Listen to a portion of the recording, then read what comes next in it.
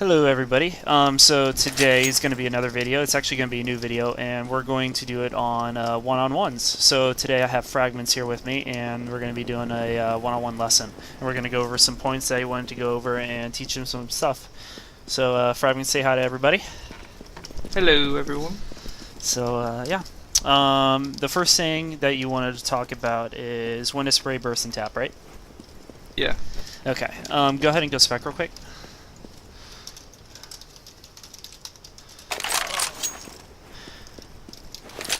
And we'll just use Dust 2 as kind of our thing to do here, I guess. What spot do you normally like to play here on Dust 2? For CT's cat. Cat, okay. Okay, and normally you'll probably have a second guy here, but we'll just go over, we'll kind of use this area since you like it better. So when it comes to bursting and spraying and tapping, it is really just situational. So depending on how far away you are, how close he is, and I guess you can just say it's pretty much distance and then how many people are about to be on your screen. So for instance, I guess from this distance, I really wouldn't try and spray like this far. If you're holding this angle, you're peeking for the guy that's peeking the corner. So I would just tap it first, you know, do something like that, where you can just hold down and keep bursting. Now, a lot of times when you are in that spot, you have to make sure that you watch out for the guy who jumps up here to peek you, and then also below here. So now when you burst, do you, like, after the first bullet comes out, do you, like, pull down a little bit, or...? No, because well, it depends. Zonda, can you come here real quick? On cat. Nope. So when you're doing it, a lot of times when I aim my crosshair, I do it right at the chest, so I don't have to pull down. So when I do 3 or 4 shots, it should hit him to the head, but that also depends on how far the body is from me. So the farther away he is, the a little bit lower I have to aim because I have to compensate for the recoil going up, if that makes sense. Yeah, that makes sense. Now you can, I mean, there is no problem with you like shooting and pulling down because you can just do this. That's fine because you're still going to get pretty much a headshot. But if you're going to aim at the body, I would do it like right at the neck if you want to do that. Which you can do that because, I mean, if you're going to spray, like if you start bursting, you go into a spray and then pull down, you know, you should be okay. Okay. So it's really up to you. It's just, once again, it's personal preference on how you want to do it. Because some players, there used to be like a Chinese team in 1.6 that they honestly would just have their crosshair hit like right at the freaking waistline there, and they would just hold it down and it would just go right up to the head on their like 5th or 6th bullet. It's pretty crazy. So, but most people, I want to say, pull down when they're bursting. So they'll aim a little bit higher to compensate for that. Yeah, that, or they'll aim lower and have it go up. Yeah. Now, when they start getting like this far on cat, I would say it will be okay to spray here. That's when I start spraying at that distance, especially if I'm playing this spot. Because a lot of times if you're gonna burst, so like let's say a guy's coming up cat, right? This would be what I would do. You know, something like that. If I was imagining, I've been having trouble aiming up close, so I usually end up like crouching just to try to control it more. okay, Is that a bad thing? Because I know I get killed a lot when I crouch. Doesn't affect recoil in this game at all. Here, I'll show you. So this is standing.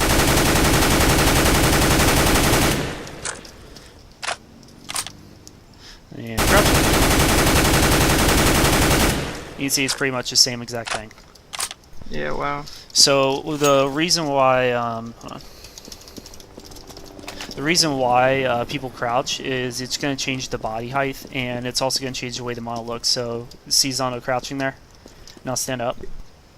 So you just see. So what the idea is for is if somebody's coming out to peek you and you crouch, that he's aiming up high. So he's still aiming up high, and it just changes the angle, so he misses his shot. So like if we're sitting here in a firefight and we're both spraying and I go from standing to ducking like halfway through, my hope is that he's aiming up higher, so when I crouch it messes up his aim a little bit, so he has to pull back down to compensate for me crouching, if that makes sense. Yeah, no, that makes sense. a lot of times, like, I'll press crouch for no reason just because I got like startled. Like if I'm playing somewhere here like as a terrorist and I don't know there's a guy lower and he comes out, a lot of times I might just like crouch like that just because I'm trying to change my head level because he has the advantage coming out because he's already like expecting me, you know. Because the big part of this game, I panic spray up close. yeah, a lot of people do when they don't know somebody's coming. The biggest thing you have to work on though when spraying is following the body. So like what you could do is, let's see, I need a good example here. Here, okay. So you see these lines right here? So what you could do, this distance is an okay distance I guess to do it, so you could do something like this to work on your spray, like following stuff. Oop, hold on, need more bullets. So you could do something like this. And try and hit as much as you can on the actual line, you know? So you can pretend like this is a body, and that's a body. And you just work on it. If that makes some sense. Yeah. Because the biggest thing that people have is when they're spraying at multiple targets, they don't really know like where the recoil is. Like a lot of experienced players do just because of the feel. So you would have to sit here and practice, especially for you only playing this game for a week. That would probably actually be a really good thing for you to do, is just work on a wall. I mean, you don't even have to, you don't have to like make this the spot that you want to spray at, like you go from here to there. You don't have to do that. You can if you want, but you really don't have to. You can even just sit here on a plain wall and just start spraying random spots, just to see when you move where the recoil is hitting. Oh man, I keep forgetting ammo here. Alright, so like this. And every time you move, you just try and control it more, you know? Like, see, this was good, that was good, and this was bad because it's spread out more on me. So when I went from here to there, I should have controlled it a little bit better like I did on the first time and the second time. Okay. So, but that's probably the best thing you could do for yourself, especially only being here for about a week, you know? But yeah, so like, distance-wise, you'll kind of learn over time, but I would say when it comes to spraying, we'll make this like the wall here. I would only spray at a target probably right in that general area, probably that far away, at least in this game for now. And then when he's back at least that far, I would try and just tap. If that helps you at all. No, Either tap or burst. Now there is times where like he's that far away and I'll sit here and spray. It really depends on how I'm feeling for the day. Like if I feel like my spray's really on, then I'll just sit there and start spraying him down. And yeah, so like multiple targets. Like let's say Zonda's with one of his buddies, and he comes out. A lot of times I'll try and tap. So I'll do something like this. This is a huge gun shooting method in 1.6. So what they'll do is, let me find a wall. So in like 1.6, a lot of the top players now are doing. They'll do a burst and then they'll go into a spray like this. So you see how you stop for a second to like reset the recoil and then start spraying? That's what a lot of 1.6 players have started doing. So you could even bring it over to this game. I haven't tried it that much. Sometimes they'll even do a tapping and then go into a spray, so they'll do this. Which is probably a little bit better than trying to burst it. So if you sit here and you're trying to tap a guy at long, right? So like let's say he's on those there and you're like, you do something like that, then that's okay. Because your tapping is resetting your recoil every time. So when you do go into your spray, you're not going to lose out on your bullets to go all crazy. Because did you watch the M4 video I did on the spray? Yeah, I've watched all the videos. Okay, so whenever you do a spray pattern, your first 3 bullets are always going to be pretty much consistent, right? So your first 2 bullets will be pretty close, then the third one goes up a little bit, but then the fourth is what's starting your recoil. So when you're tapping, every time you tap, it resets your recoil after it rests. If that makes sense. So the reason why 1.6 players will do a tap and then go into a spray is because if they know multiple targets are coming out, they'll just start spraying afterwards. Or if they know they hit the guy like twice, then they'll just start spraying because they feel that they'll get more bullets out quicker and it'll probably hit him and kill him. So that's probably a really good technique to use, especially in this game because the recoil is almost the same. Same with the spray pattern as 1.6. So you can just come out, tap people, and then go into a spray. So like like that. But once again, in this game, it's a lot harder to spray in, especially at distance, because when you're shooting, your bullet's going to fly, I guess, off your crosshair more. So even though you're shooting straight, you notice how that bullet didn't go straight into the crosshair? You see how it's to the left, the upper left a little bit? That's going to happen. Hopefully they fix the game so it doesn't do that, but yeah. You got any other questions about bursting or anything? No, I think that's good. Okay, cool. So come in and practice some burst shots. Come on, CT or T, doesn't matter. You reset the round, Zena. Thank you. Okay, let's go. And then I'm gonna go. So let's see. Some of you want to practice. Come up, cat with me. We'll do this nice long wall over here. So what I want you to do is first start on tapping. So just sit here and start tapping your bullet like this. Just anywhere on the wall. Anywhere on the wall. Perfect. Now something that a lot of players would do that you don't want to do is they'll shoot 2 bullets, which it happens to everybody, so it'll be like this. They'll start tapping and then shoot a second bullet. Like that when they're tapping, and you don't want to do that second bullet because what's going to happen is it starts your recoil and it kind of messes it up from being a straight bullet, and that second bullet's going to fly off to the right. So if you're trying to aim it ahead at a long distance and you accidentally do your second bullet, it's probably not going to hit his head because of the way this game's made. So you want to make sure that if you are like, let's say you're on cat and you're trying to shoot a guy at long, I wouldn't burst, I would just single shot tap like that. So you never want to accidentally shoot a second bullet. Now if you're bursting, it's okay because when you burst, you want to shoot 2 to 3 bullets in this game because it's really accurate. You won't have a bullet fly anywhere. That's why a lot of players are 2-shot bulleting, especially with a Colt, because after 2 shots in the head, they're dead. Especially if you're aiming for the head. But you'll have some players that will aim for like the upper chest and they'll shoot 3 just so the bullet will go to the head, the last one. My personal opinion, I think Zondo's the same, is 2 bullets are the best for Colt. So if you're trying to shoot somebody and battle them at a medium range, maybe even a long, it just really depends, just start doing 2-shot bursts. Yeah, just like that. Now you see how you accidentally shot 3 there, and that one went up to the sky? Yeah. That's something you don't want to happen, especially if you're aiming for the head, because that bullet will go over his head.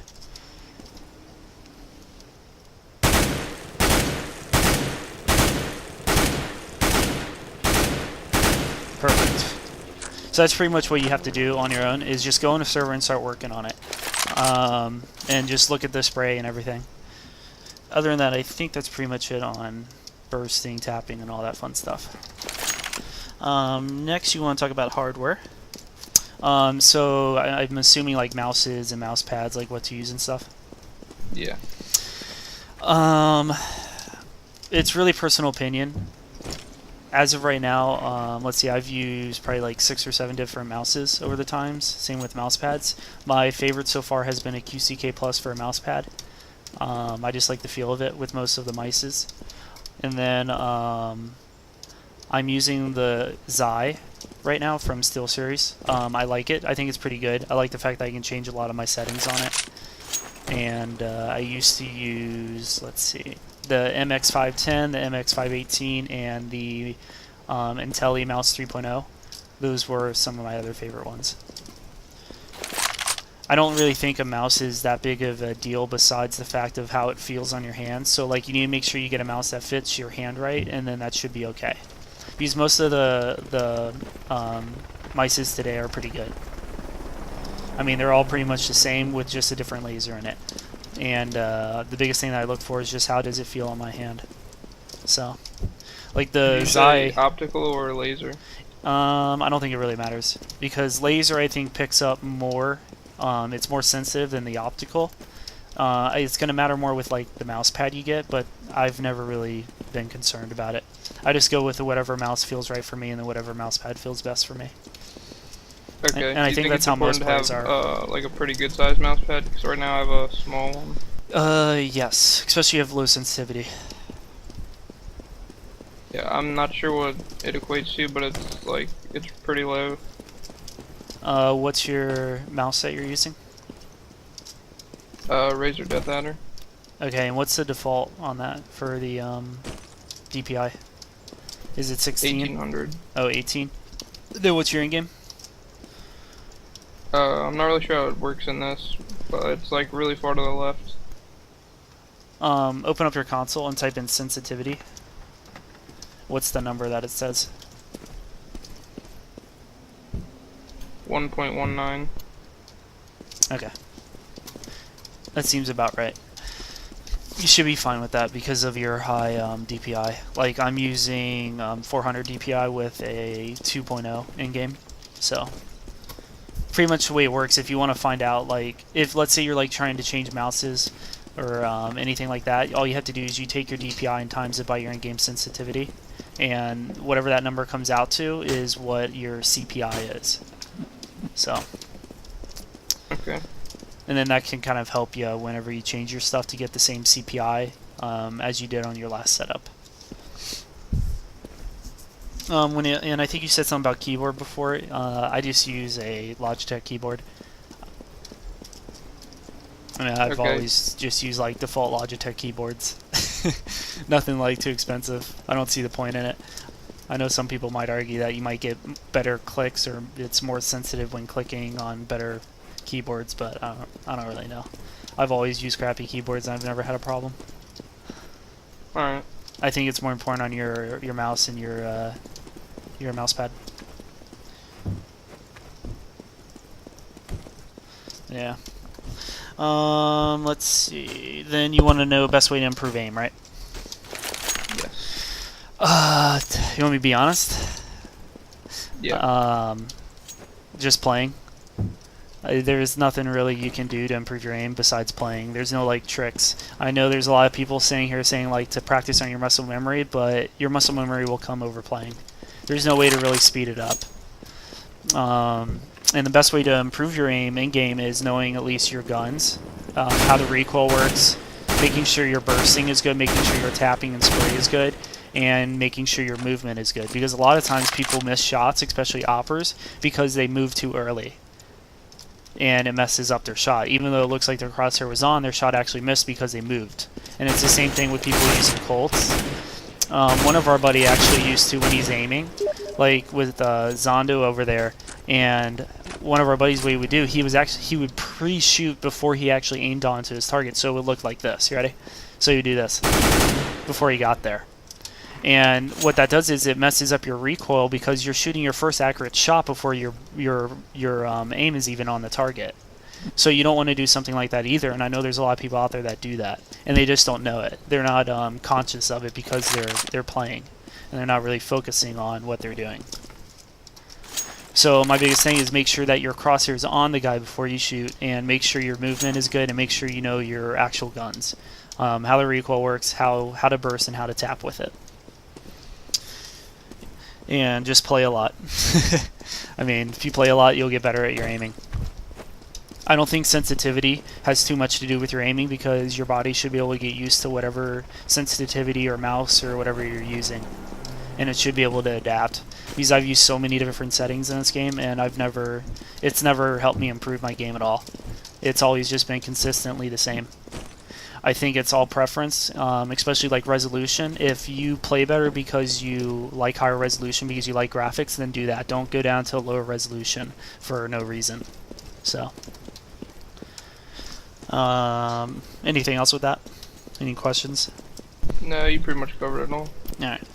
And then, let's see. When to peek and when not to peek. Oh, this one's a fun one. So this type of subject, just like with clutching and everything, because I'm going to try and get a clutch video out soon, it's just over time, like you're going to learn when to peek, when not to, but the best thing you can do is, let's imagine we have the bomb down, right? And you're a CT, and the bomb's down, and you're a CT, and you're coming up cat, and you don't know where he's at. Let's say you start getting up here, and he is at long, okay? And you find that out by coming up here. Now, if you sit here and you get on the bomb, you might be okay depending on where he puts the bomb at, right? so you won't really have to peek this guy. Now, if he's up close, like let's say Zondo's up close on this corner down here to the right, when to peek him, you always want to try and aggress this guy, right? So you want to make sure you come out and you make your presence kind of known. And then when you go back, you want to try and click the bomb and then kind of fade away so he doesn't see you. So he has to come up and check where you're at to see if you're actually on the bomb. And then you can re-peek him at that point in time, if that makes any sense. Yeah. Yeah, and you want to make sure your crosshair placement's good when you're peeking too. Because, go back real quick, I'll show you. We'll use CAD as the example.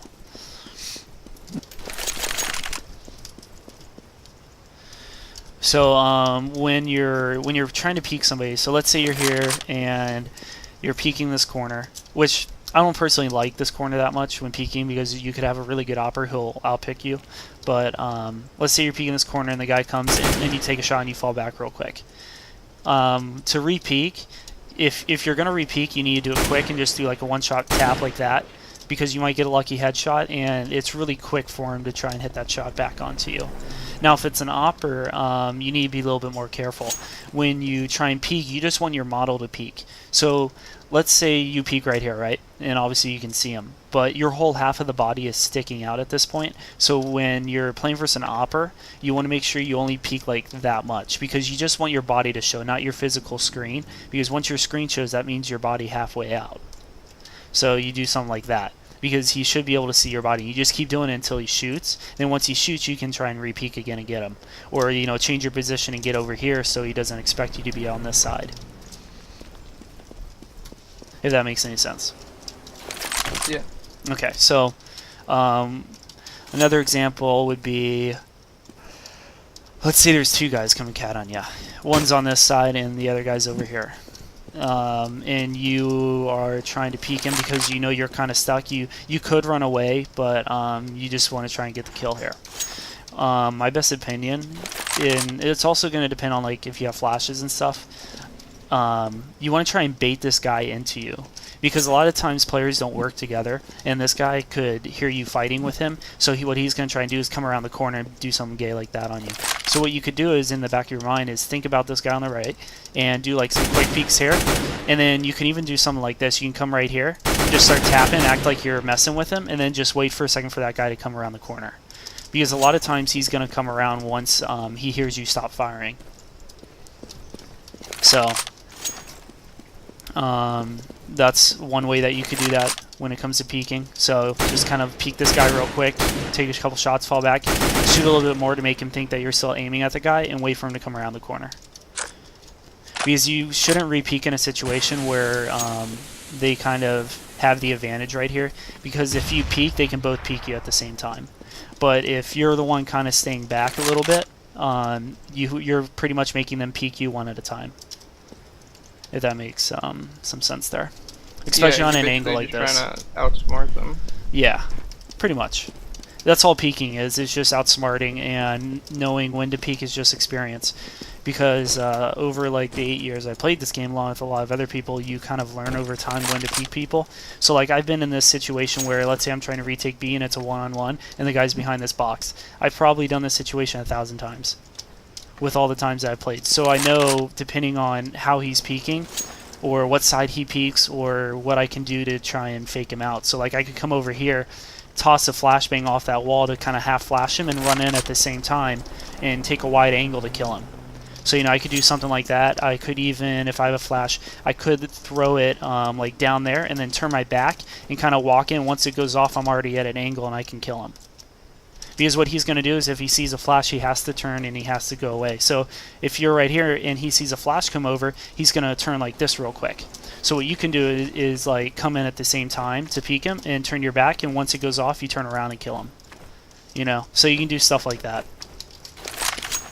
And in all honesty, it's just about experience. So it's really hard to teach people how to peek, but that's the best advice that I can give you. Because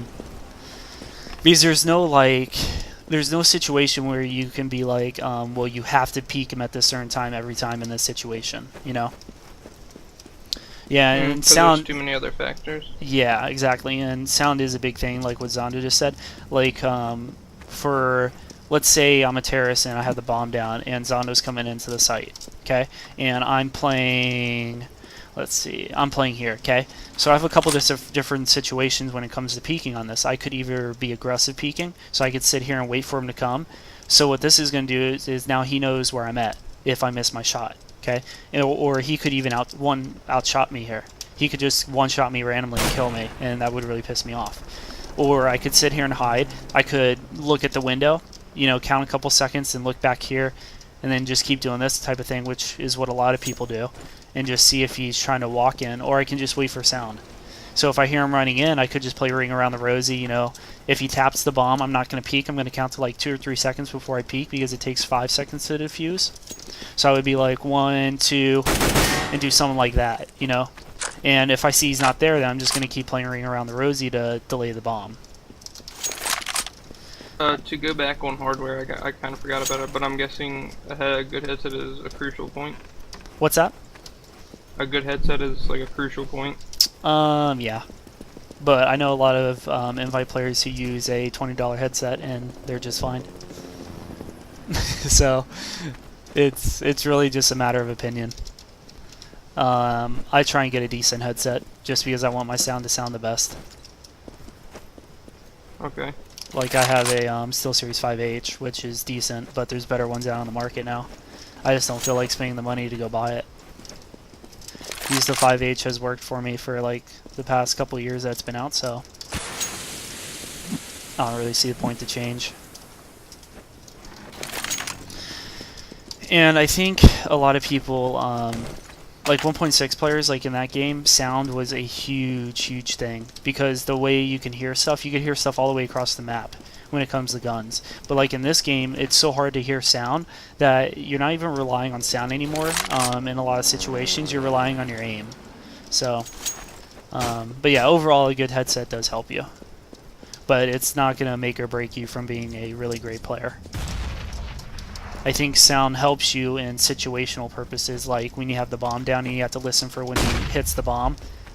Or if you're waiting for a team to rush out, like let's say you're playing this spot, you're waiting for a team to rush the tunnel, you can hear how many are coming out. So like let's say I hear 3 footsteps coming out, right? So I know there's going to be 3 guys, so I can let the first 2 pass, hit the third one, and hit the other 2 in the back when they run by, you know? So it's that type of hearing, I think, that helps. But I don't think headsets on the market today are really that different. So anything you really buy is going to sound pretty much the same. Which there's going to be a lot of people that are going to disagree with me, and that's fine. But from all the things I've used, I've never really noticed too big of a difference. Okay.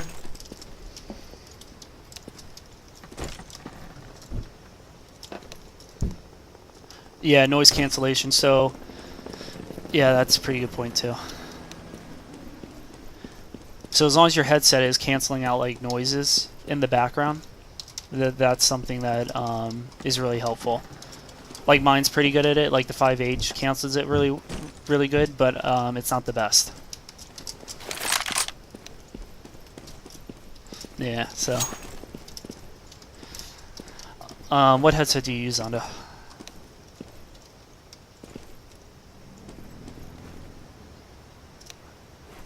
Okay, so he uses the PC 350s, but they'll probably be a lot more money.